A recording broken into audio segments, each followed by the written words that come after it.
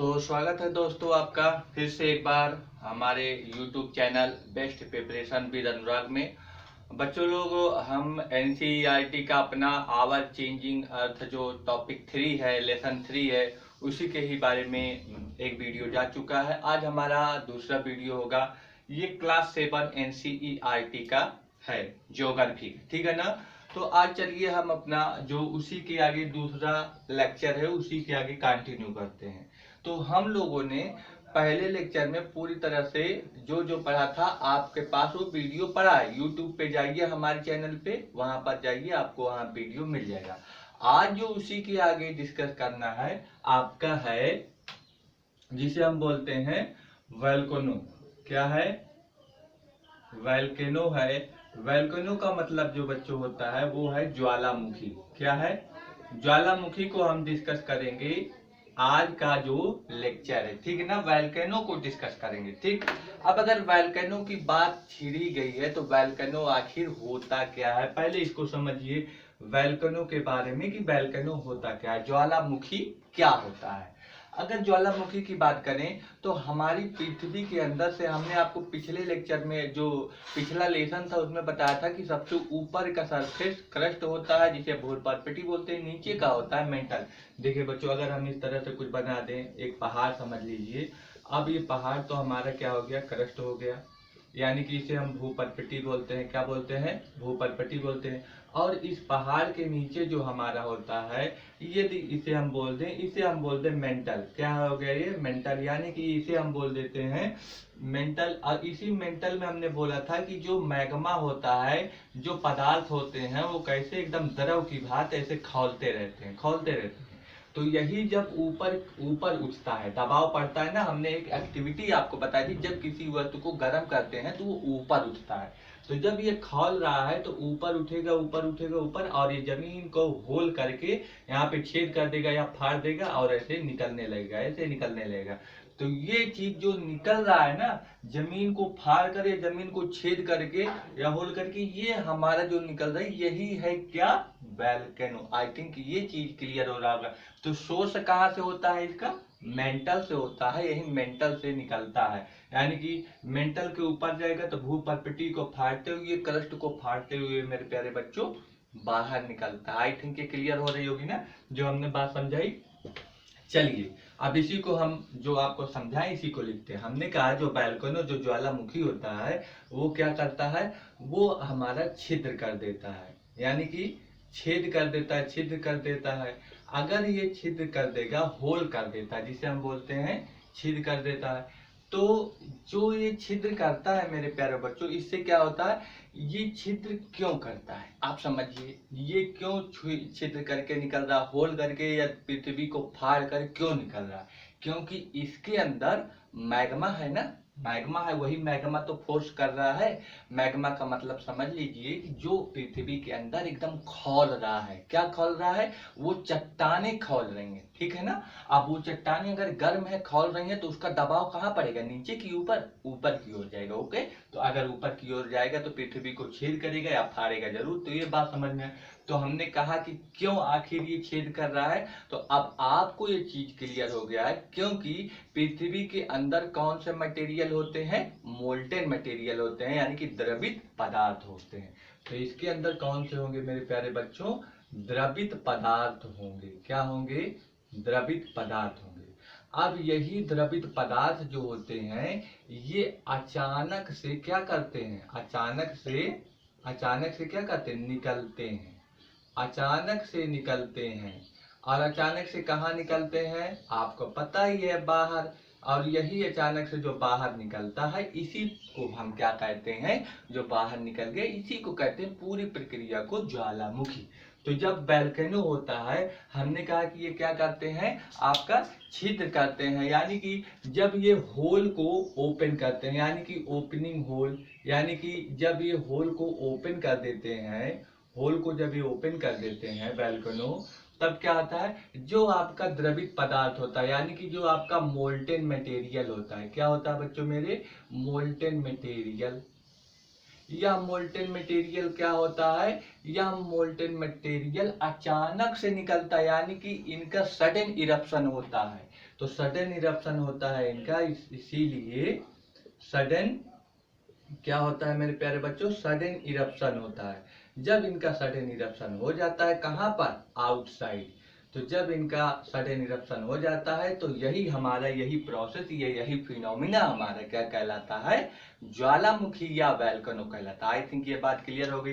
तो जब हम आपको ज्वालामुखी या जब आप ज्वालामुखी का डिस्कशन करेंगे तो बोलेंगे कि पृथ्वी की सतह पर छेद करके, यानी कि surface of the earth opening hole, तो द्रवित पदार्थ जो होते हैं, यानी कि जो मोल्टेन मटेरियल होते हैं, वो सडनली इरप्शन करते हैं आउटसाइड, यानी कि द्रवित पदार्थ अचानक से जब बाहर निकलने लगते हैं पृथ्वी की सतह को फाड़ कर या छेद करके, तो वही घटना, वही फिनोमिना हमारा क्या कहलाता है, ज्वालामुखी कहलाता है। आई थिंक अगर ये बात आपको क्लियर हो गई होगी तो यहीं पर स्ट्रक्चर देख लीजिए जो आपके एनसीईआरटी में बना है। क्या बना है आपके एनसीईआरटी में स्ट्रक्चर, जरा देखिए। आपके जो एनसीईआरटी में स्ट्रक्चर बना है वो स्ट्रक्चर कुछ इस तरह से बना है, देखिए आप लोग, ठीक है ना, कैसे। तो ये है आपका पूरी तरह से मैग्मा वाला चेम्बर, यहीं से मैग्मा का चेम्बर होता है। ये है आपका क्या, मैग्मा का चैम्बर है, मैग्मा का चैम्बर, यानी कि जो मैग्मा का पूरी तरह जहां मैग्मा भरा रहता है वो मैग्मा का चैम्बर कहलाता है। और ये नीचे वाला भाग क्या कहा हमने, ये नीचे वाला भाग कहा कि यह मेंटल है, क्या है, मेंटल, यानी कि यह मेंटल है। आई बात समझ में। और ये वाला भाग आपका क्रस्ट है, क्या है, क्रस्ट, यानी कि भूपर्पटी है, क्या है, भूपर्पटी है ये वाला भाग। अब देखिए ये वाला भाग पूरी जो इस तरह से है, ये वाला भाग ये आपकी भूपर्पटी है, ये वाला भाग आपका मेंटल है। तो मेंटल के नीचे ही, यही मेंटल में ये सब क्या हो रहे हैं, ये पदार्थ एकदम द्रवित रूप में एकदम खौल रहे हैं। और खौलते खौलते बताइए, जब कोई पदार्थ गर्म होगा तो ऊपर की तरफ उठेगा कि नहीं उठेगा, तो कहोगे बिल्कुल ऊपर की तरफ उठेगा। और ये आपका मान लीजिए पहाड़ है, क्या है, पहाड़ है। अब पहाड़ पर ये देखिए छेद कर दिया, ये गोला बन गया कि नहीं बन गया, इसी गोले भाग को बोलते हैं क्रेटर। जो छेद हुआ रहता है गोला भाग, इसे क्या बोलते हैं, क्रेटर। तो इसे बोलते हैं क्रेटर बोलते हैं। क्या बात है समझ में आई। अब ये जो इस तरह से आगे चल रहा है, देखिए इसी में आगे होता हुआ बढ़ रहा है, देखिए कैसे बढ़ रहा है। और ये जब गर्म है बताइए ऊपर उठेगा कि नहीं, तो देखिए ये कैसे ऊपर उठता हुआ चला जा रहा है, ऊपर उठ रहा है कि नहीं, ऊपर उठते हुए यहाँ पे गया और यहीं से अब चारों तरफ निकलने लगा, ये देखिए चारों तरफ निकलने लगा। तो ये जो निकला है यहाँ पर क्या है, गैस है, इसमें गैस, गैस है। और इसके साथ साथ क्या है, इसके साथ साथ राख है। इसका मतलब यहाँ पे गैसेज है और राख का मतलब ऐस है, ठीक है ना। गैसेज और ऐस है यहाँ पर, राख और गैस है। और ये गोला वाला भाग क्या कहलाता है, क्रेटर कहलाता है। देखिए यहाँ से ऐसे आपका नली बन गई है, नली का मतलब जरूरी नहीं है सीधे जाए, यहीं से भी फूट गया है, यहाँ से भी फूट गया, तो यहाँ से भी ये मैग्मा निकलेगा कि नहीं, और ऐसे मैग्मा निकल के ऐसे इधर भी इस पहाड़ पर ऐसे गिर जाएगा इधर, और इधर से भी मैग्मा निकलेगा कि नहीं निकलेगा, ऐसे निकल के फिर ऐसे इधर गिर जाएगा। तो क्या ये बात समझ में आए। तो जो ये निकला है इसे बोलते हैं निकास, क्या बोलते हैं, निकास। यानी कि ये देखिए यहाँ से फोड़ के निकला है ना, तो इसे निकास बोलते हैं। निकास को क्या बोलते हैं, बेंट। ये क्या हो गया है, निकास। और जो ये गिरा है इसे बोलते हैं आपका लावा। क्या बोलते हैं आपका, लावा बोलते हैं। देखिए अंदर में रहेगा, पृथ्वी के अंदर में रहेगा, पृथ्वी के अंदर में रहेगा तो इसे मैग्मा बोलेंगे। और जब ये पृथ्वी के बाहर आ जाएगा तो उसे ही क्या बोलते हैं, लावा। तो एक ही चीज है, जब पृथ्वी के अंदर है तो उसे मैग्मा बोले, और जब पृथ्वी के वही चीज बाहर आ गया तो उसे हम क्या बोलते हैं, लावा। तो कभी आपसे डिफरेंस पूछ लेगा लावा और मैग्मा में क्या होगा, तो बोलेगे, आप बोलोगे कि जो मोल्टेन मटेरियल पृथ्वी के अंदर रहता, जो द्रवित पदार्थ पृथ्वी के अंदर रहता उसे मैग्मा बोलते हैं। और जब वही द्रवित पदार्थ पृथ्वी के बाहर आ जाता है, जब molten material came to the कहा, अर्थ सरफेस, तो वही चीज आपका क्या बन जाता है, लावा। आई थिंक ये चीज क्लियर हो गया होगा ना। तो चलिए, यही पूरी प्रक्रिया हम जो आपके बुक में दिया है एनसीईआरटी का, यही दिया है। ओके, तो अब आपका हमने एक चीज क्लियर कर दी है कि आखिर वैल्कुलम होता क्या है, और हमने उसका स्ट्रक्चर बताकर आपको पूरी तरह से अच्छे तरह से बता दिया। अब चलते हैं आगे की बात। आगे की बात समझते हैं बच्चों कि देखिए आपके एनसीईआरटी में जो आगे का इसके आगे का जो नेक्स्ट चीज है उसको समझते हैं। देखिए क्या है आपका जो आपका भूमंडलीय प्लेट होता है ना, भूमंडलीय प्लेट बोल दो, उसी की चर्चा करते हैं। भूमंडलीय प्लेट अगर हम बोलेंगे तो आप समझ जाएंगे कि नहीं। हमने बोला था कि आपकी ये पृथ्वी है और इस पृथ्वी पर ये चीज जो होता है इसे बोलते हैं स्थल खंड। तो आप भूमंडलीय बोले चाहे स्थल मंडलीय बोले, है ना, तो हम स्थल मंडलीय लिखते हैं क्योंकि आपके एनसीईआरटी में क्या दिया है, स्थल मंडल। तो इसे लिख लीजिए स्थल मंडलीय प्लेट। स्थल मंडलीय क्या, प्लेट। स्थल मंडलीय प्लेट को इंग्लिश में क्या बोलते हैं, लिथोस्फेरिक प्लेट। क्या बोलते हैं मेरे प्यारे बच्चों, लिथोस्फेरिक प्लेट। तो इसी के बारे में आगे हम चल रहे हैं। जरा देखिए क्या चीज है, अच्छे से समझना, एकदम क्लियर होकर आपको समझ में आ जाएगा। तो जो आपका स्थल मंडलीय प्लेट होता है, ये प्लेट क्या करने लगता है, ये प्लेट आपका गति करने लगता है। क्या करने लगता है, गति। ये प्लेट ही गति करने लगेगा तो आपकी जो पृथ्वी होगी, वो पृथ्वी की सतह हो, वो क्या करेगी, जो पृथ्वी की सतह होगी मेरे प्यारे बच्चों, वो आपकी कंपन करने लगेगी। कंपन का मतलब समझ रहे हो, हिलने डुलने लगेगी, ऐसे ऐसे कांपने लगेगी। जब ये कंपन करने लगेगी तो जो पृथ्वी है, वो पृथ्वी आपकी है, जो सतह है, वो जब कंपन करने लगेगी तो पृथ्वी चारों तरफ से गति करने लगेगी। ये बात समझ में आया। तो जब ये कंपन करी तो हमारी पृथ्वी अब क्या होगी, अब पृथ्वी पूरी तरह से कांपने लगेगी ना, तो पृथ्वी चारों तरफ से क्या करेगी, गति करने लगेगी, गति करने लगेगी। क्या ये बात समझ में आया। तो यही पूरी फिनोमिना आपका क्या कहलाता है, भूकंप। ये क्या कहलाता है, भूकंप कहलाता है। क्या ये बात समझ में आया। जरा समझिए, जो लिथोस्फेरिक प्लेट है वो आपका मूवमेंट करने लगेगा। क्या करने लगेगा, मूव करने लगेगा। और मूव कहाँ पे करेगा, पृथ्वी की सतह पर, यानी कि सरफेस ऑन द अर्थ। कहां पर मूव करेगा, तो सरफेस ऑन द, कहां पे, अर्थ पे। जब सरफेस ऑन द अर्थ पर ये क्या करेगी, आपकी ये मूव करेगी सरफेस ऑन द अर्थ, तब ये क्या करेगी, वाइब्रेट करने लगेगी। क्या करने लगेगी, वाइब्रेट। और जब ये वाइब्रेट करने लगेगी तो पृथ्वी की चारों ओर गति करने लगेगी। ठीक है ना, गति करने का मतलब मूव करने लगी, यानी कि मूविंग होगी। और मूविंग कहाँ होगी, पृथ्वी के चारों तरफ, यानी कि moving all round of earth. ये पृथ्वी के चारों तरफ क्या होगा, मूव करने लगेगा, गति करने लगेगा। और यही फिनोमिना आपका क्या कहलाता है मेरे प्यारे बच्चों, अर्थक्वेक कहलाता है। क्या कहलाता है, अर्थक्वेक। तो क्या ये बात आपको समझ में आई। जब भूकंप के बारे में बात करेंगे तो कहेंगे जो हमारी पृथ्वी की कौन सा ऊपरी परत, कौन सा, स्थल मंडली ना। तो जब पृथ्वी की स्थल मंडलीय प्लेट होगी वो क्या करने लगेगी, गति। और हमने प्लेट को बताया था कि बहुत सारी प्लेटें होती हैं, पिछले वीडियो में जाकर देखिए प्लेट के बारे में किस तरह से हमने मैप में बताया था। जब वही प्लेटें गति करेंगी तो आपका जो पृथ्वी है, पृथ्वी क्या होगी, वाइब्रेट। पहले प्लेट गति करेगी तो पृथ्वी वाइब्रेट होगी, यानी कि कंपन करेगी। और जब पृथ्वी कंपन करेगी चारों दिशाओं में पृथ्वी गति करने लगती है। यही फिनोमिना आपका भूकंप कहलाता है। आपको ये बात समझ में आ गई ना। तो ये चीज हमने लिख दिया, समझा भी दिया। अब आगे की तरफ चलते हैं, ठीक। तो भूकंप की भी बात हो गई ना। अब भूकंप के बारे में जब हम समझ लिए, वोल्केनो के बारे में समझ लिए, तो अब आगे चलते हैं। देखिए जो हमारी भूपर्पटी होती है, क्या, भूपर्पटी। अब अगर हम भूपर्पटी कहेंगे ना बच्चों, तो आप लोग उसको क्रस्ट समझना, ऊपरी भाग को क्रस्ट बोलते हैं, उसे ही भूपर्पटी बोलते हैं। क्या, यानी कि इसको हम क्या बोल सकते हैं, अर्थ क्रस्ट। क्या बोल सकते हैं, अर्थ क्रस्ट बोल सकते हैं। क्या ये बात समझ में आई, अर्थ क्रस्ट बोलेंगे, ठीक है ना।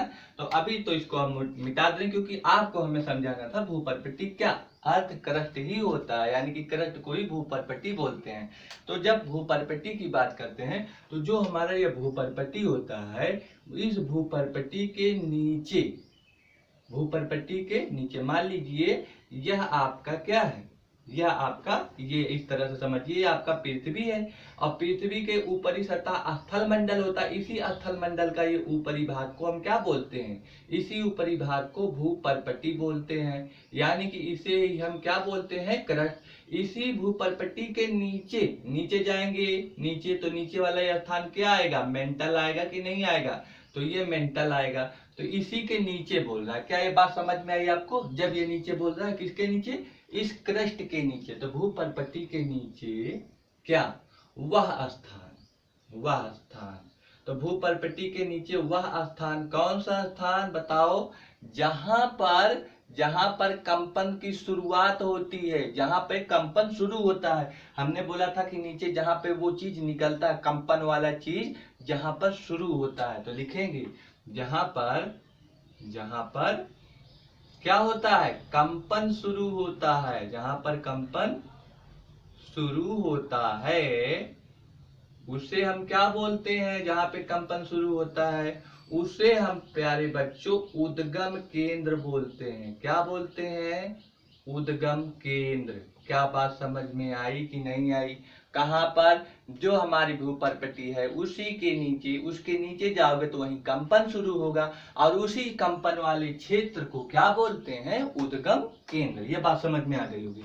तो लिखते हैं कौन सा स्थान, वह स्थान। तो लिखेंगे द प्लेस, यानी कि द प्लेस, यानी कि वह स्थान, वह स्थान कहां पे, इन द, यानी कि इन द मतलब नीचे, इन किसके नीचे, इन the earth crust, in the earth crust, यानी कि the place in the earth crust, वह स्थान पृथ्वी के नीचे, ठीक है ना। The place in the earth crust, वह स्थान पृथ्वी के नीचे, कहां से, जहां से कंपन शुरू होता है। तो कहां से, हुज, कहां से, हुज, जहां से क्या शुरू होता है, कंपन शुरू होता है, स्टार्ट वाइब्रेशन। हुज क्या हो जाएगा बच्चों, स्टार्ट वाइब्रेशन। जहां पर आपका वाइब्रेशन स्टार्ट होता है वही आपका क्या कहलाता है, फोकस। वो क्या कहलाता है, फोकस। और फोकस का मतलब होता है मेरे प्यारे बच्चों उद्गम केंद्र। तो क्या ये बात समझ में आई, भूपर्पटी के नीचे वह स्थान जहां पे कपकपाना शुरू होता है वही क्या कहलाता है, उद्गम केंद्र। आप बोलोगे the place in the earth crust whose आपका start vibrating, that is called focus. I think ये बात क्लियर हो रहा होगा ना। तो चलिए हमने फोकस के भी बारे में चर्चा कर लिया है, अब आते हैं अपने नेक्स्ट पॉइंट पर। तो जब फोकस की बात हो गई है तो अब हम बात करते हैं अपना नेक्स्ट पॉइंट पर। तो अब समझिए हमने आपका उद्गम केंद्र बता दिया ना, उद्गम केंद्र मतलब अब समझना फोकस, जहां से उत्पन्न हो रहा, उत्पन्न कहां से हो रहा, उद्गम, उद्गम केंद्र को ही बोलते हैं फोकस। तो आप समझना अब जो हमारा उद्गम केंद्र है, क्या है, उद्गम केंद्र, ठीक है ना। इस उद्गम केंद्र की बात कर रहा है, तो उद्गम केंद्र से कहां तक, भू सतह तक। तो उद्गम केंद्र से मेरे प्यारे बच्चों कहां तक, भू सतह तक, भू सतह तक। उद्गम केंद्र से हमारा भू सतह का मतलब समझ रहे हो, हमने बताया मान लीजिए आप ये पृथ्वी है, यही है उद्गम केंद्र, यहीं से शुरू हुआ था भूकंप, तो ये उद्गम केंद्र। तो उद्गम केंद्र से भू सतह का मतलब क्या हो गया, ये है ऊपर, ऊपर का मतलब ये ऊपर वाला भाग क्या हो गया, भू सतह। तो उद्गम केंद्र, ये उद्गम केंद्र से कहां तक, भू सतह तक, यानी कि यहां से लेकर यहां तक। क्या ये बात समझ में आ रही कि नहीं। तो उद्गम केंद्र से भू सतह तक, ठीक है ना। अब भू सतह तक बताइए, कहोगे सर ये भी तो हो सकता है भू सतह, ये कहोगे सर इधर भी तो हो सकता है भू सतह, क्यों यही लिया? देखिए ये वाला सबसे नजदीक है कि नहीं, ये तो दूर जा रहा है, दूर जा रहा है, तो सबसे नजदीक स्थान तो कौन सा वाला लेंगे, ये वाला कि ये वाला कि ये वाला? कहोगे सर जो सबसे नजदीक होगा, सबसे नजदीक यही है, तो उद्गम केंद्र से भू सतह तक सबसे नजदीक स्थान सबसे नजदीक स्थान आपका जो सबसे नजदीकी स्थान होगा वो आपका क्या कहलाएगा मेरे प्यारे बच्चों? अधिकेंद्र। क्या कहलाएगा? अधिकेंद्र कहलाएगा। क्या ये बात समझ में आई आपको? अधिकेंद्र क्या होता है? हम बोलेंगे उद्गम केंद्र यानी कि फोकस से भू सतह तक वो स्थान जो सबसे नजदीक हो उसे ही अधिगम केंद्र बोलते हैं। यानी कि उद्गम केंद्र को हमने क्या कहा था मेरे प्यारे बच्चों? फोकस। क्या कहा था? फोकस से। तो कहां से? From focus. तो लिख लीजिए यहां पर फ्रॉम फोकस, यानी कि फोकस से, फ्रॉम फोकस से कहां तक? भू सतह तक, यानी कि आपके सरफेस ऑफ द अर्थ तक, सरफेस ऑफ अर्थ तक, ठीक है ना। तो from the focus to surface of the earth, focus to surface of the earth, जो आपका सबसे नजदीकी स्थान होगा, यानी कि जो आपका क्लोजेस्ट प्लेस होगा। क्या? Closest place. तो लिख लीजिए यहाँ पे जो आपका सबसे क्लोजेस्ट प्लेस होगा उस क्लोजेस्ट प्लेस को ही आप क्या बोलते हैं? AP centre. क्या बोलते हैं मेरे प्यारे बच्चों? AP centre. एपी सेंटर को अधिकेंद्र बोलते हैं। क्या बात समझ में आई? तो अधिकेंद्र क्या हुआ? आपका जहां से शुरू हुआ है भूकंप उसे उद्गम केंद्र या फोकस बोलते हैं। वहां से सबसे नजदीक वाला जो स्थान होगा जहां पे वो पहुंचेगा उसे ही हम अधिकेंद्र या एपी सेंटर बोलते हैं। यानी कि एपी सेंटर पृथ्वी के अंदर होगा कि बाहर? कहोगे पृथ्वी के बाहर ऊपरी भाग पर होगा। क्या उद्गम केंद्र जो है फोकस पृथ्वी के अंदर होगा कि बाहर? कहोगे पृथ्वी के अंदर होगा, क्योंकि नीचे से निकल रहा है ना। तो ये बात क्लियर रखे रहना दिमाग में। हाँ, तो आपको ये बात समझ में आ गई होगी। आइए अब थोड़ा सा चित्र बनाकर इसके बारे में चर्चा कर लेते हैं। जरा देखिए, आपका भूकंप के बारे में चित्र बनाते हैं।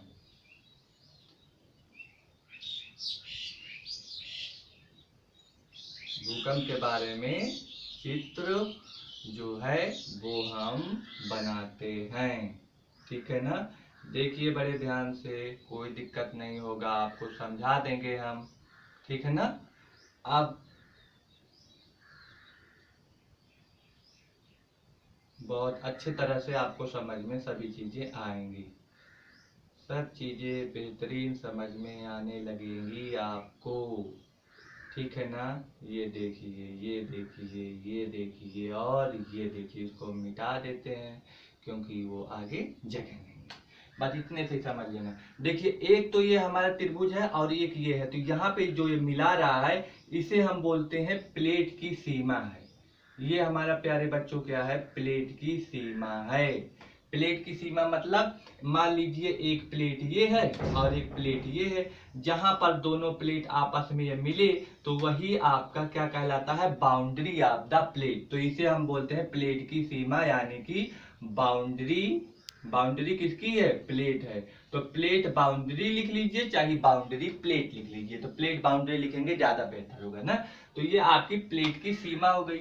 हमने बोला था प्यारे बच्चों, जहां से ये पृथ्वी के नीचे ये निकल रहा है, इसी पृथ्वी के नीचे वाले इस स्थान को हम क्या बोलते हैं? फोकस।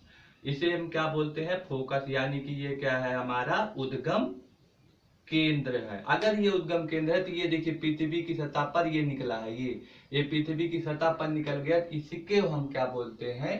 अधिकेंद्र। इसे हम क्या बोलते हैं? अधिकेंद्र। अधिकेंद्र को प्यारे बच्चों एपी सेंटर बोलते हैं। क्या बोलते हैं? एपी सेंटर, ठीक है ना। अब बताइए हमको कि जो ये सारी चीजें इस तरह से ये निकल रही है, जो हम गोला करके बनाए हैं, यही हमारी कॉस्मिक वेव होती हैं जो बाहर की तरफ फैल रही हैं, यानी कि पृथ्वी की सतह से बाहर की तरफ फैल रही हैं। तो यहीं पर लिखेंगे जो हमारी ये तरंगे होती हैं, किसकी तरंगे हैं? भूकंप की तरंगे अब पृथ्वी के चारों ओर फैल रही हैं। लिख देंगे पृथ्वी के चारों तरफ क्या हो रही हैं? फैल रही हैं, यानी कि आपका कॉस्मिक वेव क्या हो रही है, ये फैल रही है। देखिए ये सारी बातें हमने आपको बता दिया कि ये सीमा है, ये फोकस है, ये एपिसेंटर है, ये जो हमने बनाया है, ये सारी पृथ्वी की चारों ओर फैल रही है। ये है क्या, वेव है, बाहर की तरफ जा रही है, ठीक है ना।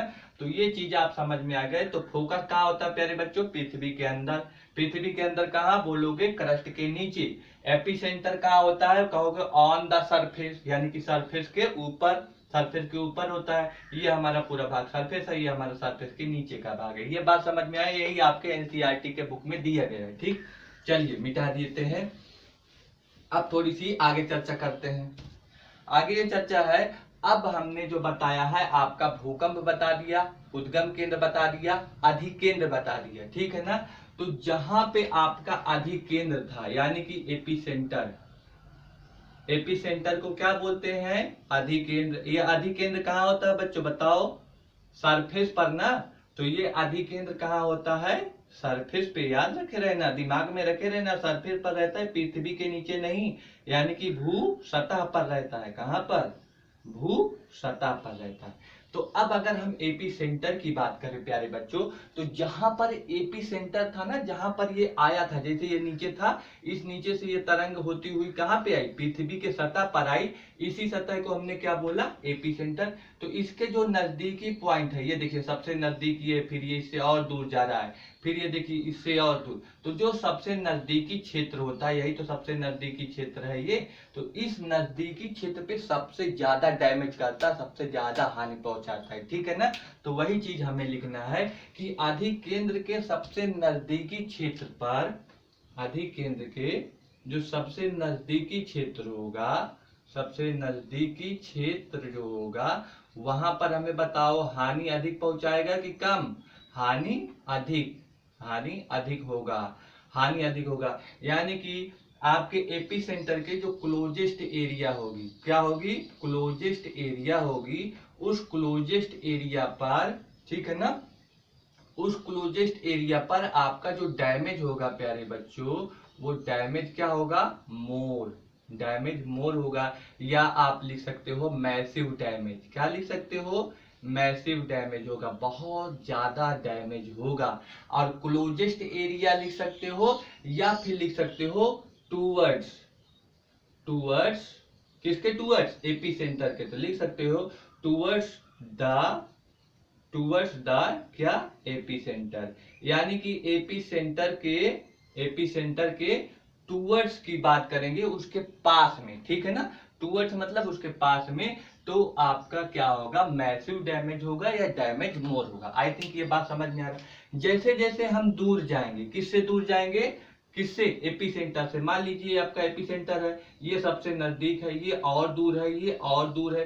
तो यहाँ की बात करें, जब हम दूर जाएंगे, तो जैसे जैसे हम दूर जाएंगे, यानी कि जब जब हम क्या हो जाएंगे, दूर जाएंगे, दूर जाने पे क्या होगा प्यारे बच्चों, जो आपकी हानि होती है, हानि, हानि, हानि क्या होगी, कम होती जाती है, कम होती जाती है। क्या बात समझ में आ रही है। यानी कि away from the, away, away from, away from the, कहा, एपी सेंटर से, away from the AP centre. यानी कि जैसे जैसे एपी सेंटर से हम अवे जाएंगे, दूर जाएंगे, ठीक है ना, away from the AP centre. तो जो हमारा जो डैमेज होगा मेरे प्यारे बच्चों, वो डैमेज डिक्रीज होती चली जाएगी। डैमेज क्या होती चली जाएगी, डिक्रीज होती चली जाएगी। तो डैमेज की बात समझ में आया। कोई आपसे अगर पूछिए, बताइए भूकंप में सबसे ज्यादा डैमेज कहाँ होता है, कहोगे एपी सेंटर या अधिकेंद्र के पास होता है। क्या सबसे ज्यादा डैमेज कम कहाँ होगा, कहोगे एपी सेंटर से दूर जाएंगे,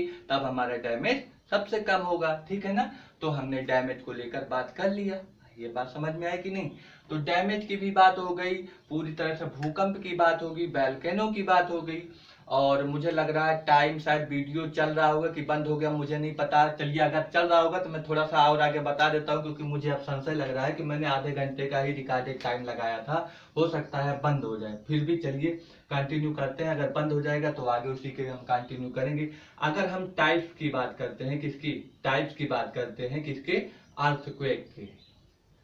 अर्थक्वेक के प्यारे बच्चों टाइप की बात करते हैं, यानी कि भूकंप के प्रकार।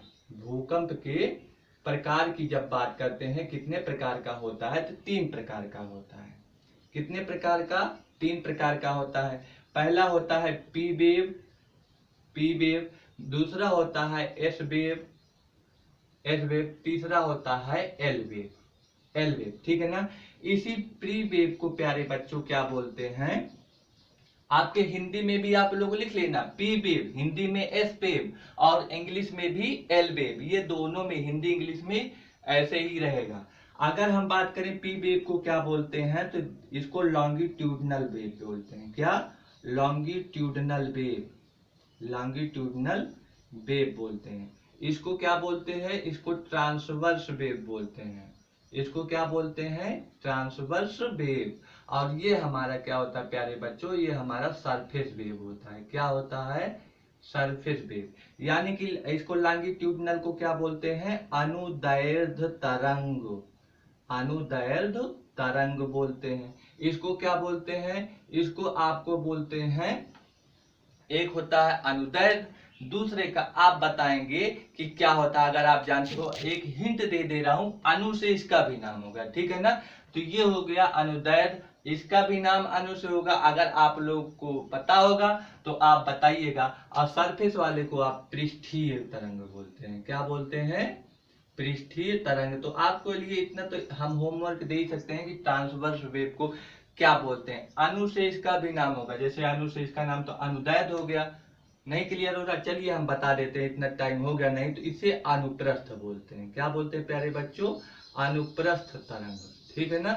और ये क्या हो गया? पृष्ठीय तरंग। तो जब भी बात किया जाएगा तरंग के प्रकार की, तो इसका ये हुआ। अच्छा, यहाँ पे पी का मतलब क्या हुआ प्यारे बच्चों? प्राइमरी होता है। क्या होता है? प्राइमरी। प्राइमरी का मेरे प्यारे बच्चों हिंदी का मतलब प्राथमिक होता है, प्राथमिक। एस का मतलब होता है सेकेंडरी। क्या होता है प्यारे बच्चों? सेकेंडरी। सेकेंडरी का हिंदी का मतलब होता है द्वितीयक। और एल का मतलब होता है love wave, love, love wave. यानी कि लव को हिंदी में भी लव लिखेंगे तो लव वेव है। तो ये कभी कभी फुल फॉर्म तो आपके एनसीईआरटी में नहीं दिया है, फिर भी हम इसका फुल फॉर्म बता दिए हैं। तो चलिए, मुझे लगता है कि वीडियो शायद पॉज हो गया होगा, क्योंकि आधे घंटे का टाइम दिया था। अगर आपको वीडियो अच्छा लग रहा है तो आप लोग इसे शेयर और सब्सक्राइब जरूर करें, और अपने कमेंट जरूर दें कि आखिर आपको कैसा लग रहा है ये वीडियो पढ़ने में, इसको देखने में, समझ में तो आ रहा है कि नहीं आ रहा है। ठीक, तो मिलते हैं अगले वीडियो के साथ, तब तक के लिए बाय बाय।